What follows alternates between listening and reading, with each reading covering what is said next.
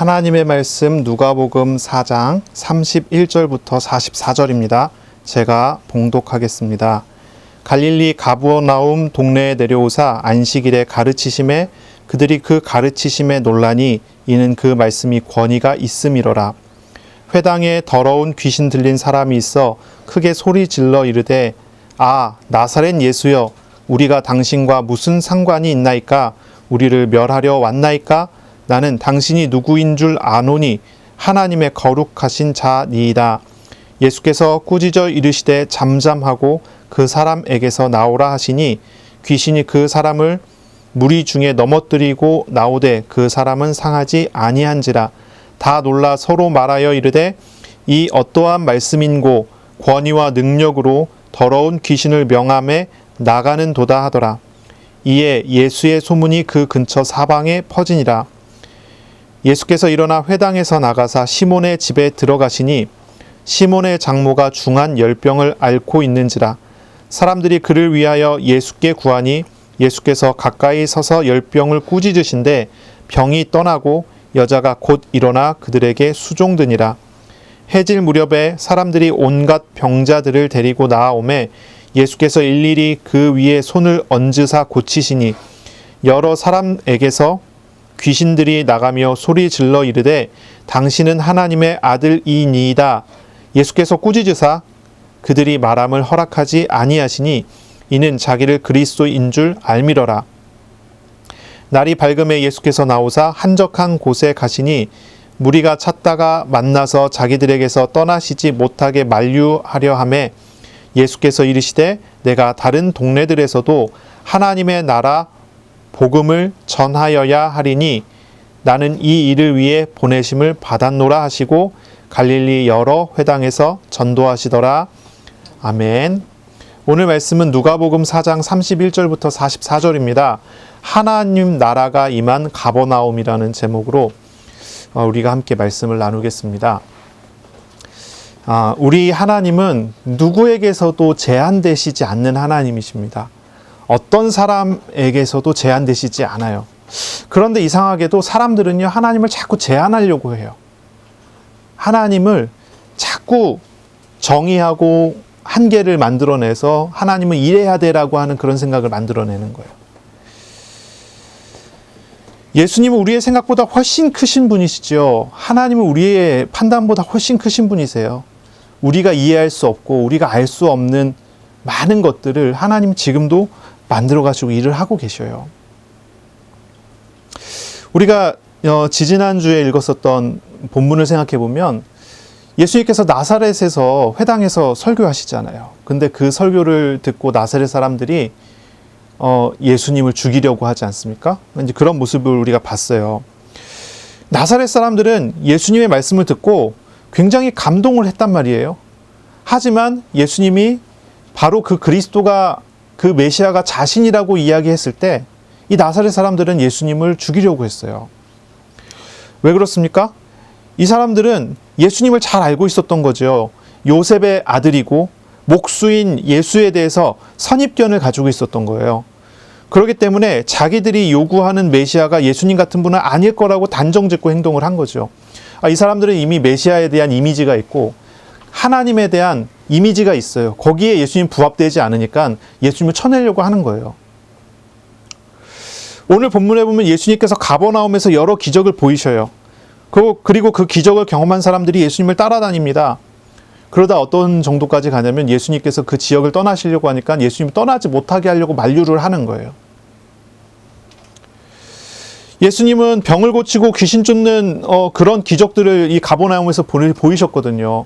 그렇기 때문에 이 가버나움에 있던 사람들은 예수님이 우리와 함께 있으면 그런 기적들을 늘 혜택을 받을 수 있다고 생각을 한 거죠. 이 사람들은 예수님을 귀신 쫓고 병 고치는 분이라고 생각을 한 거예요. 그 예수님을 가지 못하게 하려고 만류를 하죠. 근데 그때 예수님께서 뭐라고 하시냐면 이런 말씀을 하세요. 다른 동네들에서도 하나님 나라 복음을 전하여야 한다. 내가 이것을 위해서 보내심을 받았다. 그러니 다른 데로 가야 된다는 얘기를 하는 거예요. 예수님께서는 하나님의 나라의 복음을 전하셨기 때문에 그런 결과로 하나님의 나라가 임한 결과로서 여러 표적이 나온 거죠. 병이 고쳐지고 귀신이 떠나는 것 같은. 근데 사람들은 어디에 이제 집중을 하냐면 예수님 전하신 하나님 나라의 복음엔 별 관심이 없고 어디에만 관심 있죠? 병 고쳤다는 거예요. 귀신 떠났다는 거예요. 예수님 붙잡으려고 하죠. 예수님과 함께하면 이렇게 될 수 있지 않을까. 나사렛 사람들하고는 모양이 조금 다르긴 하지만 이 사람들도 자기 나름대로 하나님에 대한 메시아에 대한 어떤 이미지를 다 가지고 있는 거예요. 그리고 그것으로 예수님을 잡으려고 하는 거죠. 그것으로 예수님을 규정짓고 예수님을 붙잡으려고 하는 거예요. 이 나사렛 사람들이나 가버나움 사람들이나 이 사람들 모두가 예수님을 자신의 이해 범위 안에서만 생각을 한 거예요. 내가 이해할 수 없다고 하는 그런 생각을 하지 않죠. 내 생각을 기준으로 예수님을 판단합니다. 하지만 우리 예수님께서는 그들이 원하는 것, 그들이 원하는 모습으로 있지 않습니다. 하나님의 나라의 복음을 증거하기 위하여 전하기 위해 보내심을 받았다고 하면서 그들을 떠나시죠.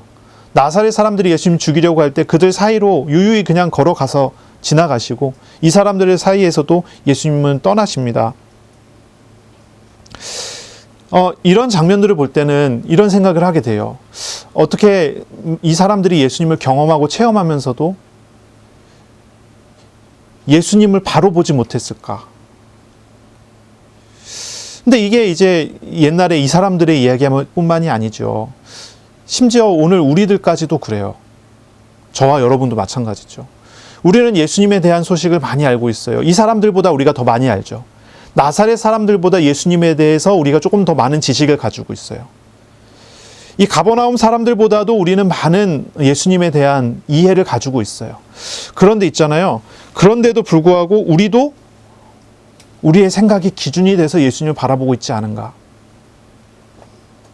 이런 생각을 우리가 해봐야 되지 않겠어요? 각자 자기의 생각과 자기의 판단의 기준이 있어요. 그리고 그 기준에 충족되는 어떤 말씀을 들었다 그러면 은혜 받았다고 합니다.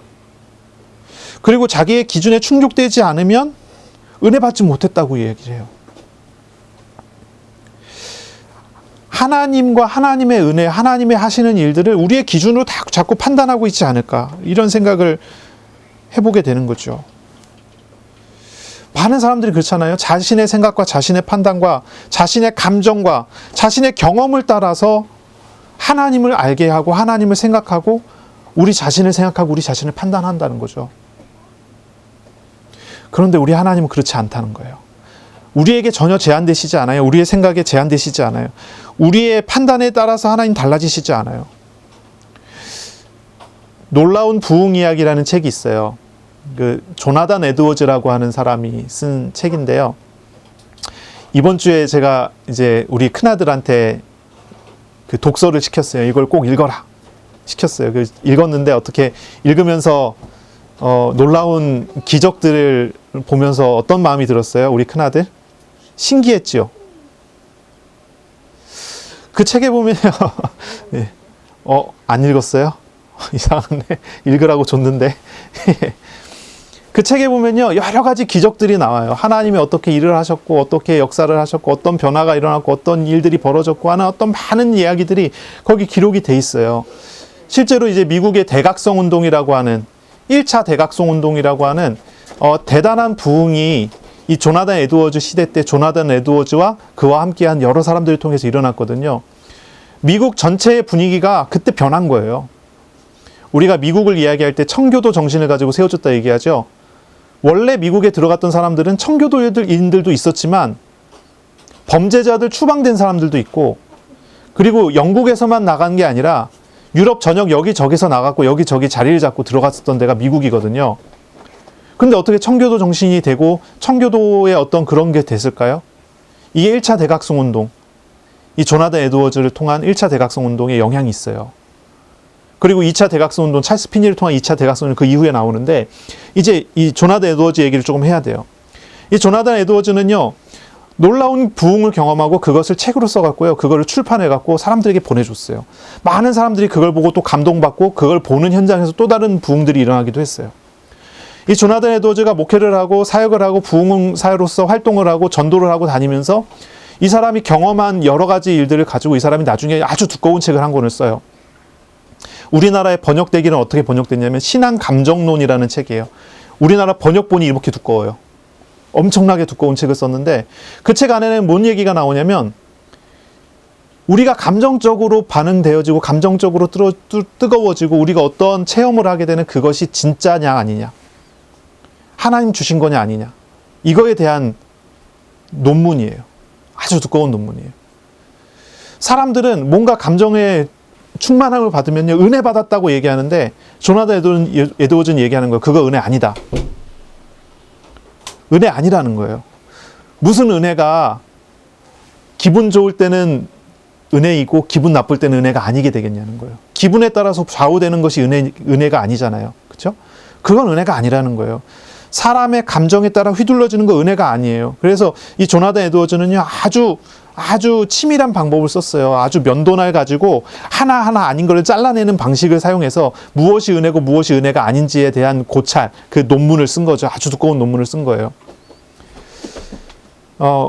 현대 교회 성도들이 그 책을 읽으면요 많이 혼란스러울 것 같아요.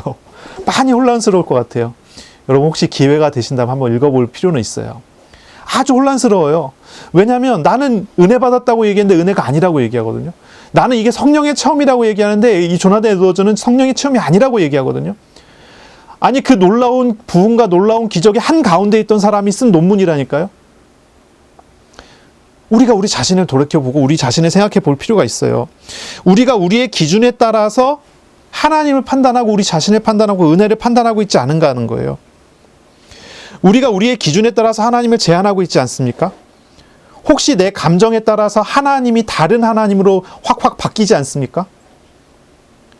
사랑이 많으신 하나님이었다가 질투가 많으신 하나님이었다가 화를 내시는 하나님이었다가 그게 내 감정에 따라 변화되는 거 아니에요? 어떤 사람은요 책을 읽을 때마다 하나님이 달라져요. 이 책을 읽으면 하나님이 사랑이 많으신 하나님이고 저 책을 읽으면 하나님이 화가 많으신 하나님이에요. 설교를 들을 때마다 하나님에 대해서 생각이 달라져요. 이상하지 않습니까? 히브리서 13장 8절에 보면 예수 그리스도는 어제나 오늘이나 영원토록 동일하시니라 이런 말씀이 있어요. 하나님은 변하지 않으세요. 변하는 건 누구예요? 나예요. 내 생각이에요. 내 마음 상태예요. 내 판단이에요. 내 의지예요. 하나님은 변하지 않는데 나는 자꾸 변해요. 문제는 뭐냐면 내가 자꾸 신앙을 휘둘러요. 베드로를 보면 그렇잖아요. 베드로의 삶을 보면 그렇지 않습니까? 베드로가 어떻습니까? 뭔가 이렇게 충만할 때는요, 뭐 세상을 바꿀 것 같이 그렇게 확신 있게 일어나서 활동을 하고 움직이지 않습니까? 그러나 그의 감정이 다운되니까 어떻게 되죠? 실망하게 되니까요. 예수님, 부활하신 예수님을 마가의 다락방에서 만나서 예수님과 함께 있었으면서도 자기 감정이 다운되니까 떠나서 갈릴리로 가서 버려뒀던 배를 타고 다시 어부를 시작을 하는 거예요. 나 같은 게 어떻게 하나님을 믿겠는가? 그러나 예수님은 언제나 동일하시게 다시 찾아오셔서 인격적으로 만나주시고 은혜 주시잖아요. 그때 베드로가 이젠 자기는 자신의 것이 아니라 하나님의 주권과 하나님을 믿습니다라는 그런 고백을 하죠. 내가 주를 사랑하는지 주께서 아십니다. 그게 자기 것이 아니라는 얘기를 고백들을 하지 않습니까? 우리가 우리 자신을 생각해 봐야 돼요. 하나님은 변하지 않아요. 자꾸 바뀌는 건 우리의 믿음과 우리의 태도와 우리의 마음이에요. 제가 한 10몇 년 전에 2021년이니까 한 12년 전, 13년 전에는요. 저는 아침에 일어나서 새벽에 일어나서 기도가 잘 된 날은 하나님께서 나에게 응답을 주시고 인도하신다라고 하는 그런 느낌이 있었어요. 근데 어느 날 아침에 일어났는데 기도가 잘 안 되고 아침부터 뭐가 막 꼬이기 시작하고 아침부터 막 이리저리 막 시달리기 시작을 하면 오늘은 하나님께서 나에게 은혜 주시기 힘들겠구나. 이런 이미지가 있어요. 그래서 저는요 굉장히 노력했거든요. 아침에 눈 뜨면 가장 먼저 하나님부터 찾으면서 기도하려고 노력했고 새벽 기도를 꼭 하려고 노력했고 만약에 그런 거 잘 못하면 그날은 뭔가 찝찝한 날이에요. 잘 안 풀릴 것 같은 날. 방금 얘기했던 그 내용 그대로예요. 내 상태와 내 태도와 내 모습과 나의 현실이 하나님을 바꾼다고 생각을 하는 거예요. 그래서 저는요, 저에게 있는 하나님 주시는 은혜를 유지하기 위해서, 저에게 있는 하나님 은혜를 유지시키기 위해서 굉장히 노력을 했어요. 내가 잘하고 있으면 하나님 나에게 복 주시고 있을 것이다 라는 생각인 거예요. 근데 내가 무너지면 하나님께서 나에게 은혜 못 주시겠지. 그래서 저는요, 그 당시에 성도들한테 늘 그런 얘기를 하고 다녔어요. 그때 저는 그 교회에서 목회를 하고 있었거든요. 제가 강단에 서갖고 설교를 했잖아요. 맨날 이제 설교를 했는데 뭐라고 했냐면 이렇게 얘기를 하는 거예요. 여러분 기도하면 다 응답받습니다. 근데 왜 응답이 안 되는 줄 아십니까? 여러분 기도를 안 하지 않습니까? 제가 그렇게 설교를 했다니까요. 지금 와서 보면 얼마나 교만한 말인지 몰라요. 그때는 그런 생각을 하고 있었어요. 그런 판단을 하고 있었어요. 나의 상태에 따라 하나님 자꾸 바뀔 것 같은 거예요. 근데 어느 날 제가 하나님의 주권을 깨닫고 하나님을 알고 보니까 그렇지 않은 거죠. 하나님은 어제나 오늘이나 동일하신데 나에 따라서 휘둘리시는 분이 아닌데 자꾸 그렇다고 내 스스로가 그렇게 생각을 해버리는 거예요. 하나님은 변하시지 않는 분이잖아요. 불변성이라고 그러죠. 하나님의 속성이에요. 하나님 변하시지 않아요. 하나님의 판단은 옳습니다. 하나님의 시간표도 옳아요. 근데 그것이 나의 상태에 따라 달라지는 거 아닙니다. 근데 그렇게 생각하면 안 돼요. 시시때때로 변화되는 것은 사람의 마음일 뿐이에요. 하나님 우리의 부족함을 아시죠? 그래서 하나님께서 오래 참으시면서 우리의 믿음이 튼튼히 뿌리 내리도록 도우시면서 인도하세요. 하나님은 한결같이 그렇게 우리를 인도하세요. 어느 날 제가 이 사실을 다 깨닫고 알게 되니까 기도가 달라지더라고요. 기도가 달라져요. 하나님 나에게 오늘도 은혜 내려주세요. 이런 기도가 아니라 바뀌어요. 은혜를 달라고 하는 기도가 아니에요. 하나님 나에게 이미 은혜를 주셨지 않습니까? 주님, 내가 부족해서 깨닫지 못하는 부분이 있지만 깨달아 알게 해주십시오라고 바뀌어요. 달라지더라니까요. 기도가 달라져요. 예전에는요, 제가 열심을 내서 뛰지 않으면 사람이 안 바뀌었는데 제가 그렇게 생각하고 뛰어다녔는데 그 이유는 하나님 주권을 믿고 하나님을 아니까요. 저의 상태에 따라 달라지는 분이 아니라는 걸 아니까 하나님께 맡기게 되더라고요. 하나님께 맡기게 돼요. 강단에 서갖고 설교를 해야 되는데 어느 날은 이제 강단에 서는데 지금은 너무 익숙해지니까 강단에 서는 게 편안하거든요. 이렇게 설교하는 게 편안한데 제가 막 21살, 22살, 24살 이럴 때 이제 강단에 서갖고 주일 오전 예배를 설교를 한다 그러면은 얼마나 떨리겠어요. 어느 날 이제 설교를 하려고 너무 떨리는 거예요. 덜덜덜덜 떨리는 거예요. 손이 막 이렇게 떨려요. 저는 떨면 되게 많이 떨거든요. 제가 학생 때는 사람들 앞에 나가고 이야기하는 거를 꿈을 못 꿨어요. 너무 이렇게 부끄러움이 많아갖고. 근데 이제 너무 떨리는데 기도를 하잖아요. 하나님 나에게 힘을 주시고 능력을 주시고 내가 설교를 잘하게 해주십시오. 이렇게 기도를 해야 되잖아요. 근데 기도가 반대로 되는 거 있죠. 하나님 충분히 떨게 해주세요. 많이 떨어도 돼요. 망쳐도 돼요. 괜찮아요. 다 괜찮습니다. 하나님이 말씀하시면 돼요. 그래서 오히려 기도하는데요. 하나님 더 많이 떨어도 되니까 더 많이 떨게 해주세요. 이것이 하나님이 하시는 일이라면 이 속에서 하나님과 동행하겠습니다. 그리고 강단에 딱 섰는데 하나도 안 떨려요. 다 맡겨버렸어요. 다 아니라고 했어요. 이게 이제 이런 부분 우리가 생각을 해봐야 되는 거죠. 예수님은 어제나 오늘이나 영원히 동일하세요. 부족한 건 우리의 태도가 아니에요. 우리의 상태가 아니에요. 우리가 휘둘려지는 어떤 우리의 시시각각 변하는 우리의 마음이 아니에요. 뭐가 문제입니까? 믿음이에요. 믿음입니다. 예수님께서 제자들을 훈련시키면서 한 가지를 가르치셨어요. 우리 또한 훈련받으면서 우리 또한 신앙생활을 해나가면서 한 가지를 배워가야 돼요. 뭡니까? 믿음을 배워야 돼요. 이 믿음은 나를 내려놓는 거예요. 하나님이 나를 통치하시도록 하는 거예요. 이게 믿음이에요. 내 마음에 하나님이 계시죠? 그렇죠? 아닌 사람 있습니까? 모두 다 하나님 마음에 계실 거예요. 만약에 안 계시면 하나님 만나야 되겠죠? 마음에 하나님이 계실 거예요. 그 하나님이 나의 주인이십니까? 아닙니까? 참 희한한 이야기를 제가 조금 할게요. 예전에 선교단체에서 이런 그림들을 많이 그렸거든요. 사람 동그라미를 그리고 이게 사람의 마음이다. 그리고 여기다가 의자를 그리고 여기다가 뭘 놓냐면 마음의 의자의 중심에 내가 앉아있는 사람과 하나님이 앉아있는 사람 이렇게 그려갖고 우리는 이런 사람이니까 이렇게 변해야 된다라고 가르쳤어요. 근데 그 그림이 지금 생각해보니까 너무 틀린 그림인 거예요. 내가 하나님을 주인으로 모신다고 해갖고 하나님이 주인이 되십니까?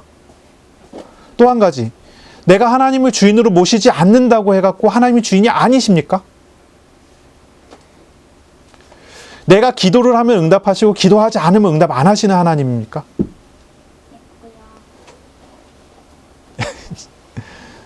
예, 이 부분이라니까요. 하나님은 원래 주인이셨어요. 하나님은 원래 통치하시는 하나님이세요. 기도 응답은요, 우리가 기도를 해서 응답받는 게 아니에요. 하나님이 뜻하신 데에 하나님의 응답이 있을 뿐이에요. 그래서 기도 응답 받는 거를 가만히 보면요, 하나님께서 이거를 원하셔서 하셨구나라고 봐야지, 내가 기도했기 때문에 하나님 들어주셨구나라고 보면 안 돼요. 기도하는 태도도 그래요. 자꾸 잔소리가 되는데 죄송합니다. 기도하는 태도도 그래요. 하나님 이렇게 해주십시오, 저렇게 해주십시오, 그렇게 해주십시오가 하는 기도가 바른 기도가 아니에요. 하나님 이것에 대한 하나님의 뜻대로 되길 원합니다. 저것에 대한 하나님의 뜻대로 되길 원합니다. 이렇게 기도하는 게 바른 거예요. 왜죠? 하나님의 뜻을 내가 신뢰하기 때문에, 하나님을 믿기 때문에. 그러니까 기도가 달라요. 어떤 사람은 이렇게 얘기하니까 그러면 기도를 안 해도 되겠네요, 그래요.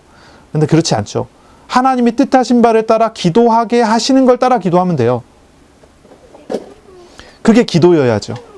그러면 기도를 통해서 하나님을 알아가게 되죠. 하나님의 마음을 알게 되고 하나님의 뜻을 알게 되고. 자, 오늘 본문을 우리가 좀 생각을 해봐야 되겠어요. 오늘 본문에 보시면은 예수님께서 가버나움에 가셔서 안식일에 회당에서 가르치셨어요. 회당에서 가르치시는데 뭘 전하셨냐면, 여기 말씀하신 것처럼 하나님 나라 복음을 전하시는 거예요. 하나님 나라 복음을. 이것이 이제 가르쳐졌을 때, 하나님 나라가 선포될 때 사람들이 굉장히 놀랍니다. 말씀에 권위가 있다는 사실을 깨닫고 사람들이 놀래요. 이거는 사람의 말이 아니지, 하나님의 말씀이지, 이렇게 듣는 거예요, 사람들이. 그런데 그 회당에 갑자기 귀신 들린 사람이 한 명이 나옵니다. 더러운 귀신 들린 사람이 한 명 나옵니다. 그래서 이 사람이 소리를 지릅니다. 이 나사렛 예수여, 우리가 당신과 무슨 상관이 있나이까? 우리를 멸하려 왔나이까?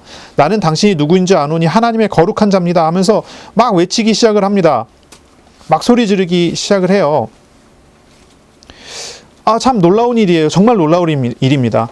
회당은 유대인들이 성경 가르치는 데예요. 하나님 말씀 가르치는 데예요. 유대인들이 말씀을 나누고 공부하고 말씀을 가르치는 곳이 회당이에요. 그런데 하나님 말씀 가르치는 그 회당에서 귀신 들린 사람이 나와서 귀신이 하는 말이에요. 귀신이 외친 말이에요. 우리가 당신과 무슨 상관이 있나이까? 이 귀신 들린 사람은요, 그 회당에 모여있는 사람의 대표격인 사람이에요.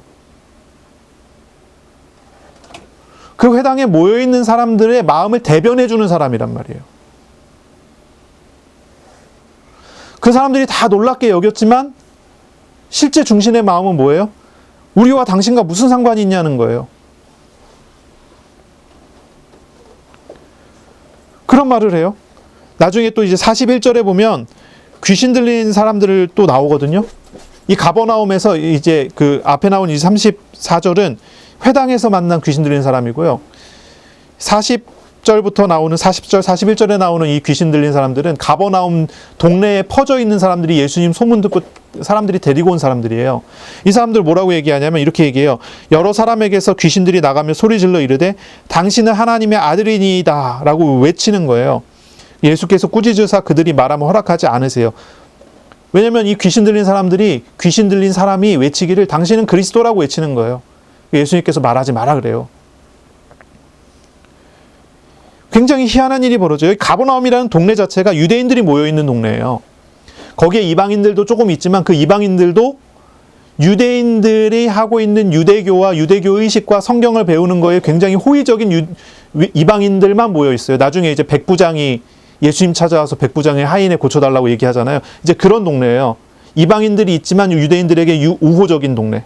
거기는 유대인 동네라고 해도 다를 바가 없는 그런 동네거든요.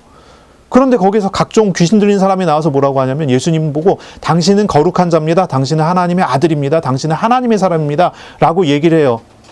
언뜻 보면은 언뜻 보면은 귀신이 신앙 고백하는 것처럼 보일 정도로 얘기를 하죠.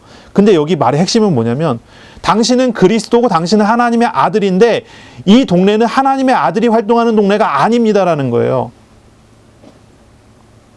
당신이 우리와 아무 상관이 없는데 여기 왜 와서 이러고 있냐는 거예요.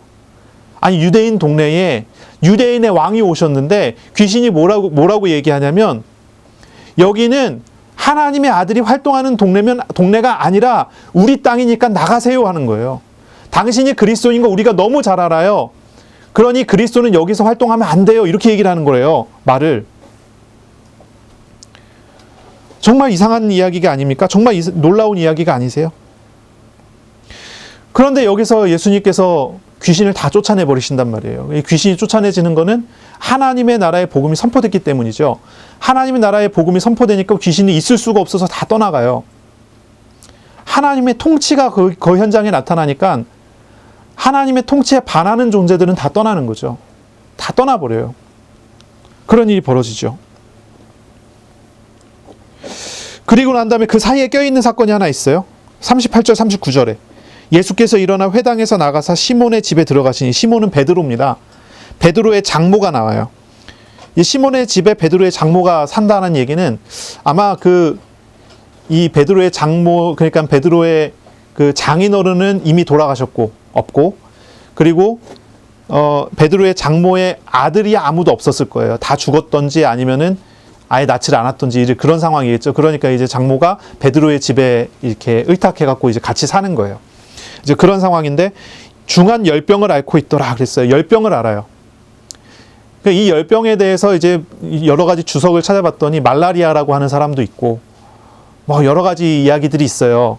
이제 지역이 이제 갈릴리 바다 근처이기 때문에 아마 모기가 많고 덥고 습하고 그러기 때문에 그런 병들이 있지 않았을까 이렇게 추측을 하는 것 같아요. 어쨌든 이제 열병에 걸린 장모를 만났는데 예수님께서 이 열병이 걸린 장모에게 가서 이 시몬의 장모에게 가서 어떻게 합니까? 열병을 꾸짖으세요. 꾸짖으세요. 이 꾸짖는다는 말은 헬라어로 에피티만이라는 단어예요. 에피티만. 이 단어는 아주 전문 용어거든요. 어디에 사용하는 용어냐면 귀신 쫓을 때 쓰는 용어예요. 귀신 쫓을 때 쓰는 용어예요. 예수님께서 열병 들려 있는 시몬의 장모 베드로 장모에게 가서 병을 치료하시는데 귀신 쫓는 용어를 사용하셔서 병을 치료하시더라는 거예요. 굉장히 독특한 장면이에요. 독특한 장면이에요. 그러면은 이 시몬의 장모가 귀신 들려서 질병에 걸렸을까요? 그렇게 해석이 가능한 거예요. 물론 그렇지 않다고 해도 가능해요. 귀신이든 질병이든 감기 걸린 형태이든지 어떤 문제이든지 열병 자체 그 자체를 예수님께서 꾸짖으셨다고 해도 괜찮아요. 그러니까 이제 귀신 들려서 온 병일 수도 있고 그렇지 않을 수도 있어요. 근데 그 뒤에 이제 모습이 좀 달라지는 모습이 나오는데 어쨌든 예수님의 꾸짖음은 이 베드로의 장모를 억누른 질병을 이제 치유하셨다라고 이해하면 되겠죠. 이 똑같은 장면이 마태에 나오는데요. 마태복음에 나오는데 마태복음에서 뭐라고 나오냐면 예수님께서 시몬의 장모를 병을 고치셨다라고 나오면서 뭐라고 나오냐면 이렇게 말씀이 나와요. 우리의 연약한 것을 담당하시고 병을 짊어지셨다고 하는 이사야서 말씀 인용한 게 여기 나와요. 이게 성취됐다라고 하는.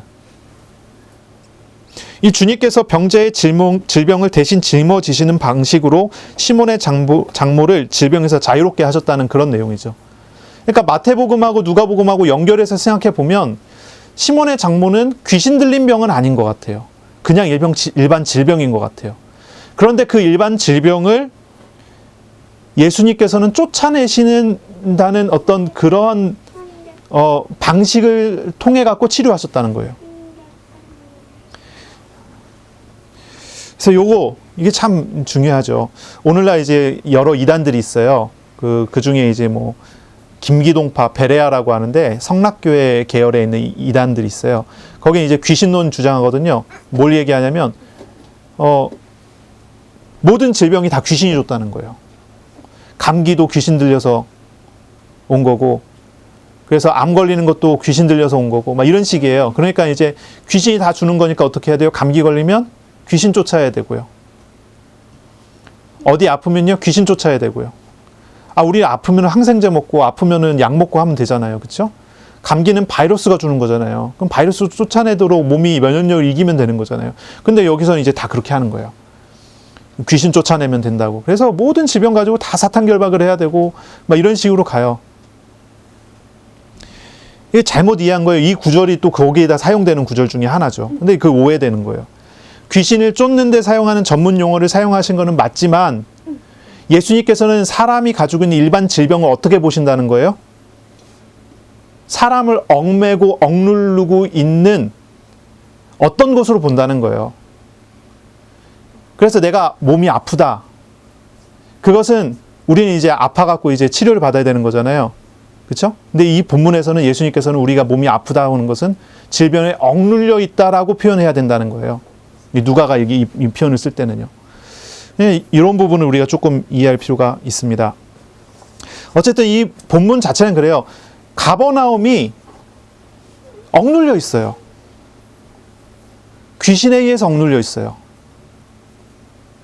또 한 가지, 가버나움은요, 질병에 의해서도 억눌려 있어요. 예수님께서는 거기에 자유를 선포하시기 위해 가셨어요. 그래서 자유를 선포하세요. 하나님의 나라가 선포되니까 귀신이 떠나게 되고요. 하나님 나라가 선포되니까요, 질병도 떠나가게 돼요. 질병이 고쳐졌다고 표현이 되지 않고 질병이 떠나갔다고 표현이 된 거예요.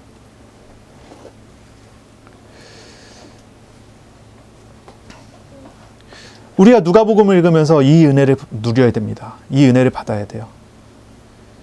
우리를 억누르고 있는 어떤 것에서 자유하는 복이 있으시기를 바랍니다.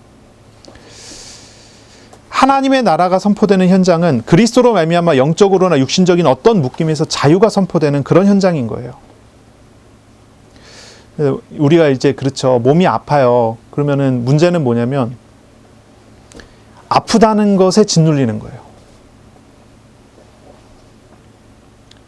그게 문제가 돼요. 질병의 노예가 돼버리는 거예요. 그 질병에 의해서 휘둘리고 질병에 의해서 끌려다니는 상황이 돼버리죠. 거기에 의해서 죽게 되는 거예요. 엄청난 어떤 스트레스와 어떤 갈등들을 가지고 가겠죠. 질병이 있으면 질병 중에 하나님과 동행하면 되는데 질병에 짓눌러서 질병을 벗어나려고 애를 쓰는 거죠. 그렇습니다. 그리고 이제 어쨌든 이제 좀 더 얘기하자면 이런 게 있어요. 회당에서 예수님께서 귀신을 쫓아냈을 때, 또 다른 병든 자를 고치셨을 때, 또 가버나움에서 예수님 찾아온 많은 귀신 들린 사람을 귀신을 쫓아냈을 때 반응이요. 사람들이 깜짝 놀래고 신기하게 여기고 경탄해요. 하지만 주님을 믿지 않아요. 그 기적이 계속 일어나기를 예수님께 요구할 뿐이에요. 그런데 시몬의 장모는 어떻습니까?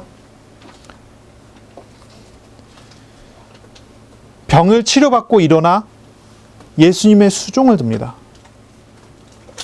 환대를 하고 감사하고 섬깁니다.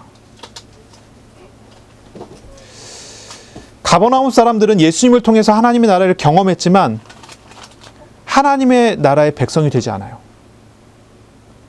하지만 시몬의 장모는 하나님의 나라의 백성이 됐다는 것이죠. 다시 한번 표현해 볼까요? 가버나움의 많은 사람들은 예수님의 사역을 보면서 모든 얽매임에서 자유하는 기적을 눈으로 목격했지만 다시 얽매임으로 들어가 버려요. 자유인이 된 사람은 시몬의 장모였어요. 교회에서 이렇게 보면요, 주변에 믿는 사람들을 통해서 또 교회에 다니면서 간접적으로 하나님을 경험하고 기적을 목격하는 사람들을 봅니다. 때로는요, 놀라운 기적을 통해서 질병이 치료된 사람들도 봅니다. 그런데 그걸 보면서 경탄하고 놀라고 감동받는 것도 보는데, 그런다 하더라도 그게 하나님 나라의 백성이 되는 기준이 아니더라고요.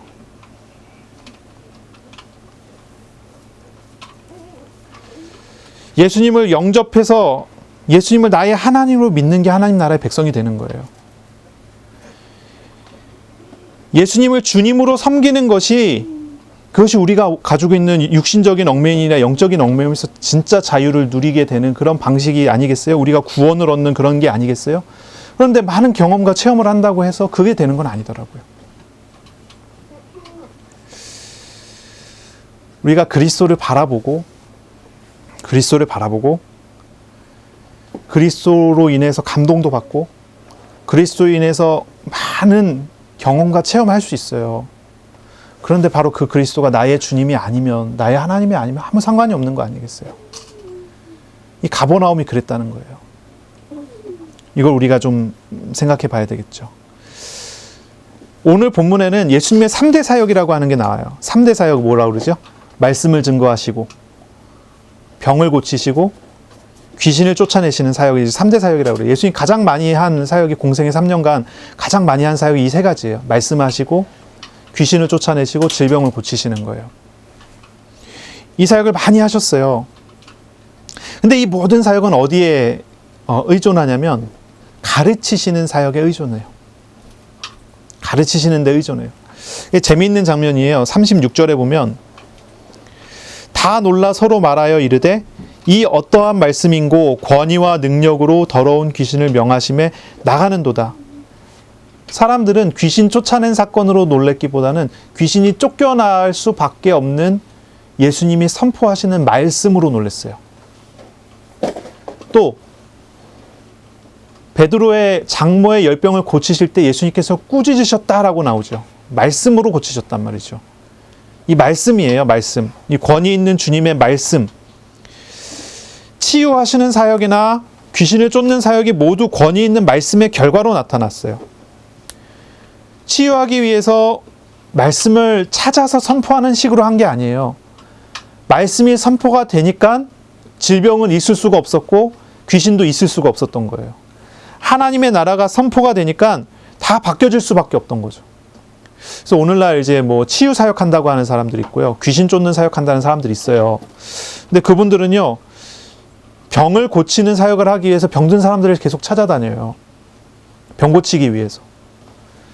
귀신 들린 사람 고친다고 해서요, 귀신 들린 사람 계속 찾아다녀요. 여기저기 소문내갖고 찾아오라는 거예요. 기도원으로 찾아오라. 근데 예수님의 사역은 그런 식의 방식이 아니라는 거예요. 그런 일들이 아니라는 거예요.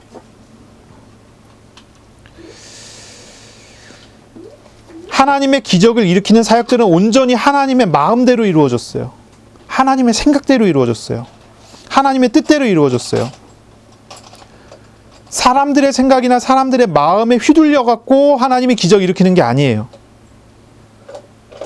우리가 나아갖고 말씀을 선포할 때도 내가 마음을 담아서 선포한다고 해갖고 역사가 일어나는 게 아니에요. 우리 주님의 마음이 선포되는 말씀 가운데 나타날 때 그게 역사가 되는 거죠. 그렇지 않습니까?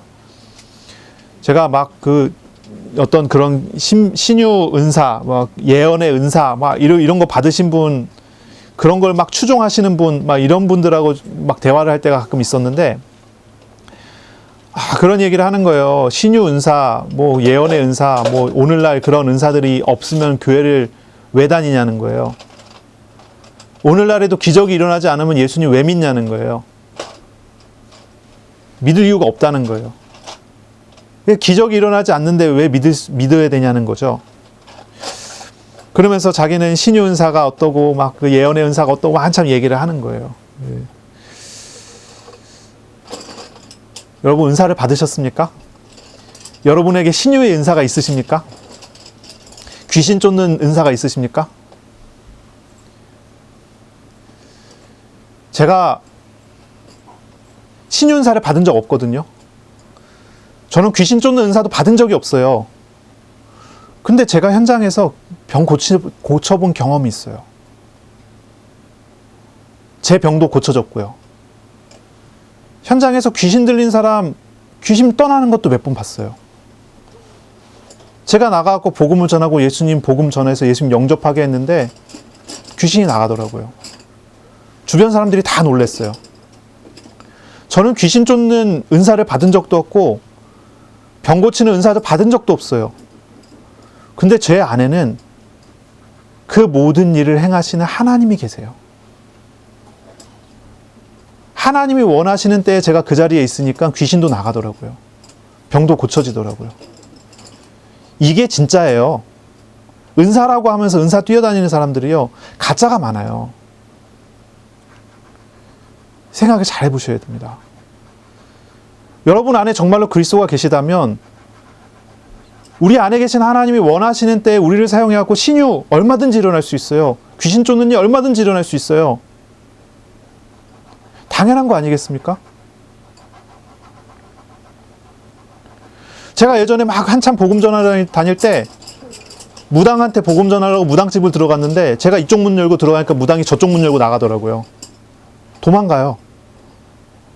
붙잡아갖고 앉아갖고 대화하는데 그래요. 어젯밤부터 자기가 봤대요. 하나님 믿는 사람이 올 거라는 거 봤대요. 그래서 자기는 도망갈 준비를 하고 있대요. 이렇게 얘기하는 사람도 있어요. 당신 안에는 하나님이 있으니까 하나님 아들, 내 안에는 귀신 있으니까 귀신 딸, 아버지를 바꾸라고 하면 안 된다고. 이렇게 얘기하는 무당도 있대요. 저는 그런 무당 직접 만나본 적은 없습니다. 우리 안에 하나님이 계시면, 하나님의 능력이 내 안에 있으면 하나님이 나를 사용해서 많은 것들을 하실 수 있어요. 근데 그것을 은사라고 하는 이름으로 묶어갖고 은사 받은 사람이 휘두를 수 있다고 이야기하는 거는 그건 바르지 않아요. 가짜예요. 사기예요. 물론 그 사람이 너무나 뭐라 그러죠? 영적인 게 너무나 뛰어나서 하나님의 마음을 너무 잘 알아서 자기 말로 안 하고 하나님이 하시고자 하는 것을 따라서 하는 사람이라면 가능할 것 같기는 해요. 근데 그런 사람 별로 없더라고요. 제가 만나본 사람 중에 한 명도 없었어요, 사실은. 여러분, 이걸 잘 생각해 봐야 된다니까요. 말씀은 능력이 있어요. 말씀은 능력이 있어요. 그런데 그 말씀에 하나님의 뜻이 담긴 말씀이고 하나님이 원하시는 말씀이고 하나님이 하게 하시는 말씀은 능력이 있어요. 마귀도 하나님 말씀 가져와서 사람들 속여요. 이 말씀에 얼마나 능력이 있습니까? 히브리서 4장 12절에 보니까 이런 말씀이 있어요. 하나님의 말씀은 살아있고 활력이 있어요. 그래서 좌우의 날선 어떤 검보다도 예리해요. 그래서 이 말씀은요, 다 바꿔요. 다 고쳐요. 혼과 영과 관절과 골수, 사람의 마음과 생각까지 바꿔요. 하나님의 말씀은요, 얼마나 예리한지 사람의 영혼을 고치고요. 사람의 영혼에 잘못된 것을 도려낼 수 있고요. 사람의 육신의 연약한 부분을 고쳐낼 수 있고요. 질병을 치료할 수 있고요. 이 말씀은 얼마나 능력이 있는지 사람의 마음을 바꾸고 사람의 생각을 바꾸는 말씀이에요. 근데 문제가 뭐예요? 이 말씀이 하나님의 인격이 담겨있는 하나님의 말씀이어야 된다는 거예요. 내 생각이 닮은 하나님 말씀을 가져온 내 말이 아니라 하나님의 말이어야 돼요. 하나님의 말씀이어야 돼요. 우리가 말씀을 묵상하지 않습니까? 날마다 우리는 말씀을 묵상하고 기도해요. 근데 우리가 중요한 게 뭡니까? 이 말씀이요, 내 생각에 따라서 이게 달라지는 거예요. 이혈령 비혈령이라는 말 있죠. 코에 걸면 코걸이, 귀에 걸면 귀걸이. 말씀을 그렇게 쓰는 거죠. 내 마음이 오늘은 기분이 좋아요. 내가 오늘 기분이 좋아요. 그냥 말씀을 읽으면 기분 좋게 해석을 해요. 어느 날 내 마음이 너무나 우울해요. 말씀을 읽으면서 우울하게 해석을 해요. 이 말씀이 능력이 있겠습니까?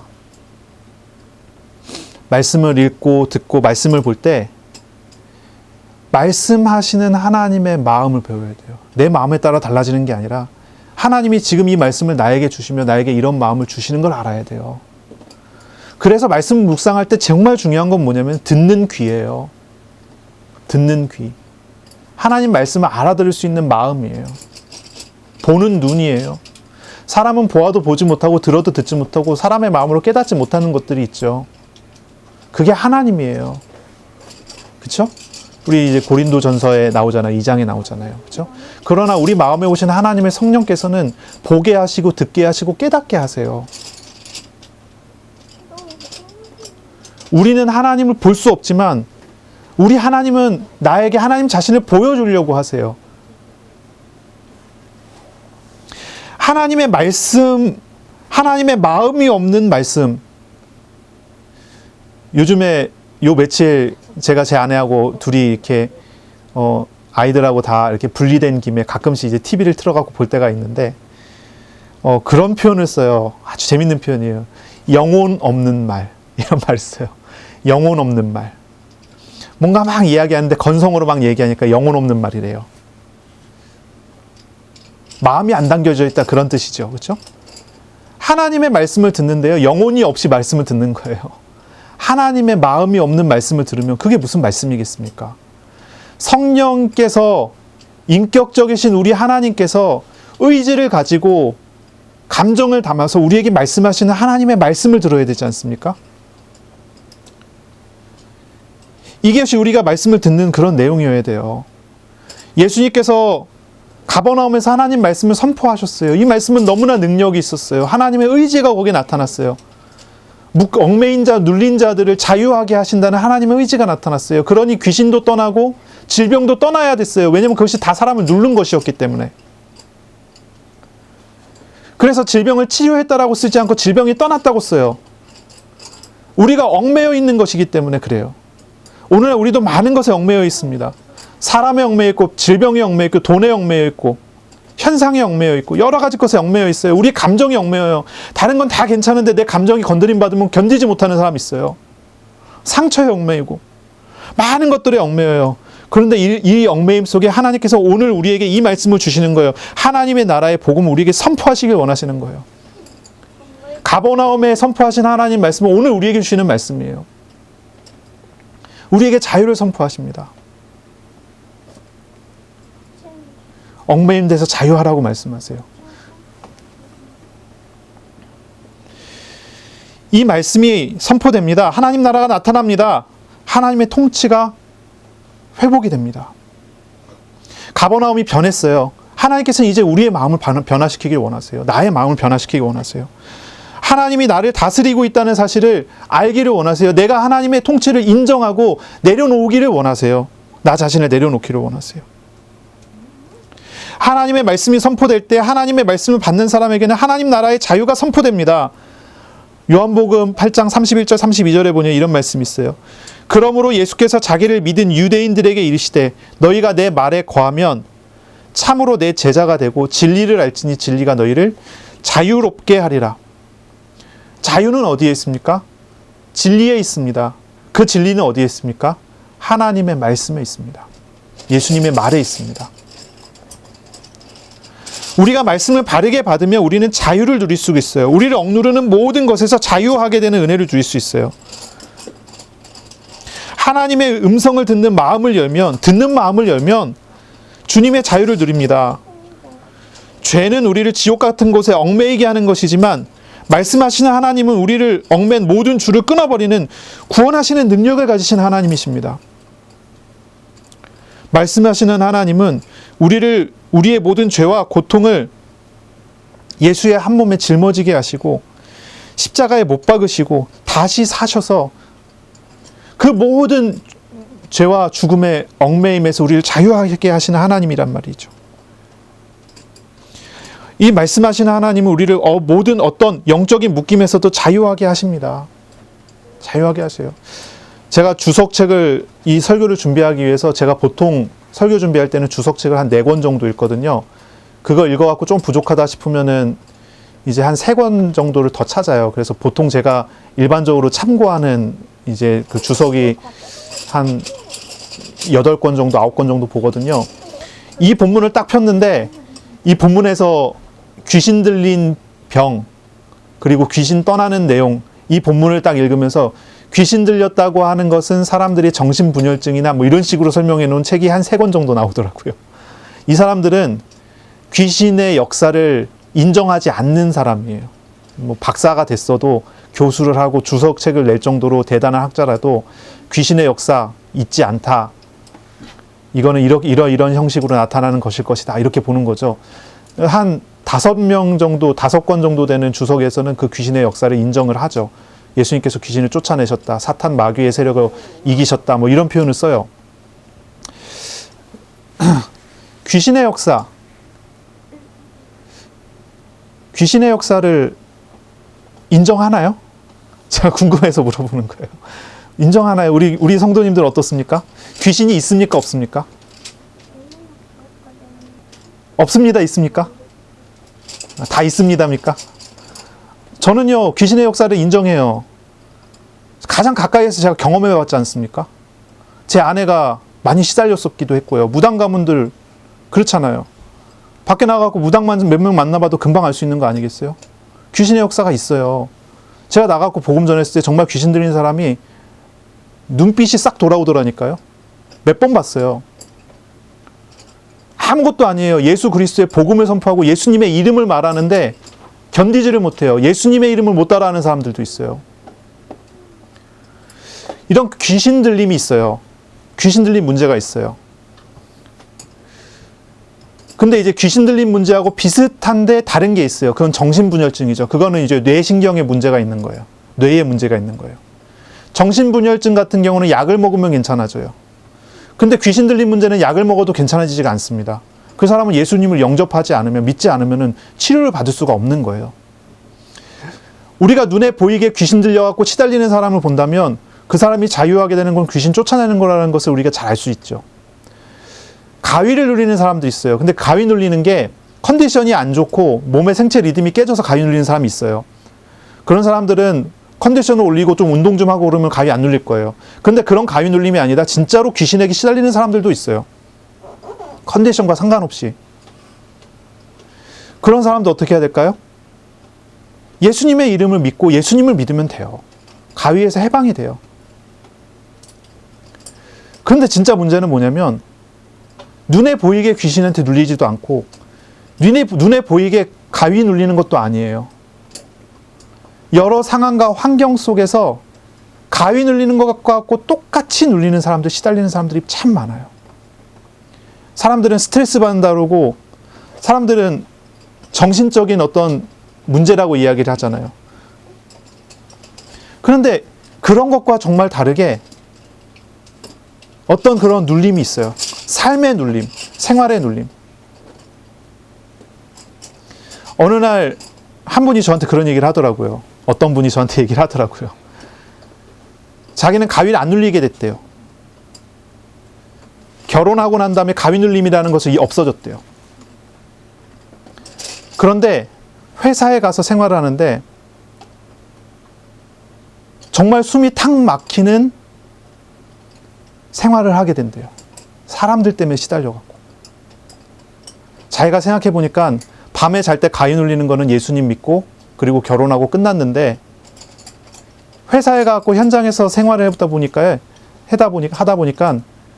밤에 잠을 자면서 눌리는 가위 눌림하고 똑같은 상태가 아닌가, 자기가 그렇게 똑같은 상태가 아닌가 생각이 든대요. 사람한테 시달리는 거예요. 여기서 저기서 숨을 쉴 수가 없게 된다는 거죠. 너무나 고통스럽고 힘들다. 여러 가지 방식이에요. 제가 봤을 때는 사람들은 여러 종류가 있더라고요. 이제 제 의견이에요. 그냥 참고만 하셔도 돼요. 영적으로 굉장히 민감한 사람이 있어요. 이 사람은 진짜 시달려요. 귀신 보기도 하고. 근데 영적으로 그렇게 민감하지 않은 사람도 있어요. 이런 사람은 환경으로 많이 시달려요. 환경으로 많이 눌리고요. 사탄의 어떤 공격의 어떤 패턴이 다른 것 같아요. 어떤 사람들은 직접 누르지만 어떤 사람들은 다른 걸 통해서 눌러요.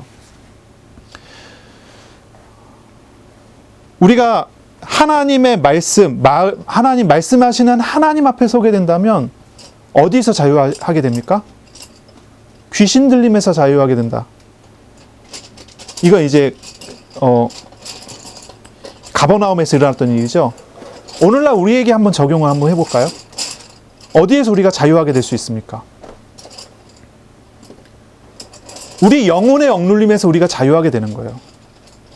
우리 영혼을 억누르는, 우리 영혼을 포로 만들려고 하는 어떤 그런 문제에서 자유하게 되는 거예요. 또한 우리가 예수 그리스도를 따라 하나님의 말씀을 따라가면서 말씀으로 우리가 충만해져 간다면, 하나님의 마음을 배워간다면 우리 어디서 자유합니까? 모든 육신적인 얽매임에서 자유하게 되는 거예요. 영적으로 자유하게 되고 육신적으로 자유하게 되고. 육신적인 어떤 것이 있습니까? 한번 우리가 좀 이런 분류 같은 걸 조금 해볼 필요가 있거든요. 우울증은 영혼의 문제입니까? 육신의 문제입니까? 질문이니까 한번 생각해 보세요. 우울증은 영혼의 문제일까요? 육신의 문제일까요? 불과 수십 년 전에는 우울증을 영혼의 문제라고 그랬거든요. 최근에는 뭐라고 하냐면은 우울증은 육신의 문제라고 그래요. 약 먹어야지 해결되는 문제인 거죠. 약을 먹으면 해결이 가능한 문제라는 거죠. 우울증은 육신의 문제일까요? 영적인 문제일까요? 불면증은 육신의 문제일까요? 영적인 문제일까요? 지금 제가 이제 질병에 대해서 이야기를 하는 거예요. 암 걸린 거는요, 육신의 문제입니까? 영혼의 문제입니까? 사실 이 구분이 조금 의미가 없기는 해요. 왜냐하면 육신하고 영혼은 떨어뜨려 놓고 생각할 수가 없어요. 양쪽이 다 연결되어 있으니까 문제가 같이 나오는 거죠. 확실한 건 이거예요. 육신의 문제라고 생각하고 치료한다고 해서 치료가 되는 게 아니에요. 억눌린 문제는 오직 우리 예수님 믿어서 해결받아야 돼요. 그럼 예수님만 믿기만 하면 육신의 문제가 다 해결되는 걸까요? 자, 예수님 믿었어요. 그러면 불면증 끝, 우울증 끝, 이렇게 되나요? 그런 사람 많이 봤어요. 정말 예수님 믿기만 해도 다 끝나는 사람 있어요. 근데 예수님 믿었는데 안 끝나고 계속 질질 가지고 가는 사람들도 있어요. 그 남은 문제라고 하죠. 그 남은 문제는 어떻게 해결해야 됩니까? 하나님이 주신 은혜 가운데 약 먹고 치료해야죠. 하나님은 의사를 주셨고 하나님이 약을 주셨으니까 일반 은총이라고 하잖아요. 은혜를 누려야지. 아까도 이제 얘기했지만 귀신 들린 사람 있어요. 근데 정신분열증하고 귀신 들리는 거하고 사람 잘 구분 못해요. 그렇죠? 구분하기 힘들어요. 귀신 들린 문제가 있는데 정신분열증일 수도 있어요. 그럼 하나님의 은혜를 구해야죠. 어떻게 해요? 두 가지 다 가져가야죠. 영적인 해방과 육신적인 해방을 다 얻어야 되죠. 그렇죠? 우리 주님께서 우리에게 주시는 은혜는 이 두 가지 해방이에요. 자유예요. 양쪽에서 우리는 살아나야 돼요. 양쪽에서 회복이 돼야 돼요. 내게 문제가 있다. 영적으로 해결해야 돼요. 육신적으로 같이 해결해야 돼요. 근데 그 모든 것이 예수 그리스도를 통해서, 말씀을 통해서, 말씀의 인도를 따라서예요. 그리고 그것은 분명히 즉시 해결되면서 또한 하나님께서 천천히 해결해 나가는 과정을 주실 거예요. 한 주간 정말입니다. 말씀을 묵상하시면서 주님이 주시는 영적이고 정신적이고 육신적인 참된 자유를 누리고 얻어가는 그런 주간이 되시기를 바랍니다. 아멘. 아멘. 이번 한 주간 자기를 부인하고 자기 십자가를 지고 예수님을 따르시기를 바랍니다. 성령의 충만함을 구하고 얻어 누리는 주간이 되시기를 바랍니다. 하나님의 마음을 배우도록, 하나님의 마음이 나의 마음으로, 하나님의 생각이 나의 생각으로 채워지도록 그렇게 기도하세요. 우리에게 나에게 듣는 귀를 주셔서 말씀에 담긴 하나님의 마음을 들을 수 있도록 해달라고 그렇게 기도하시기를 바랍니다. 얽매인 많은 문제, 또 사람들, 현실에서 주님을 믿고 의지함으로 참된 자유 누리는 한 주간이 되시기를 바랍니다. 기도하겠습니다. 하나님 아버지, 가버나움에서 하나님의 나라를 선포하신 그 말씀을 우리가 들었습니다. 이번 한 주간 나에게 주시는 이 말씀으로 받게 하시고 주님의 마음, 주님의 뜻이 담겨져 있는 이 말씀으로 내가 세움을 받고 인도하심을 받도록 복내려 주옵소서. 성령으로 충만하게 하여 주옵소서. 주님의 마음이 우리의 마음을 가득 채우도록 복을 내려 주옵소서. 그러함으로 모든 영적인 것과 육신적인 것에 얽매인 문제들이 놓아지고 자유하게 되는 은혜 누리게 하여 주옵소서. 감사하며 예수님 이름으로 기도합니다. 아멘. 우리 구주 예수 그리스도의 은혜와 하나님의 사랑하심과 성령의 교통하심이 이제로 영원까지 항상 함께 있을지어다. 아멘.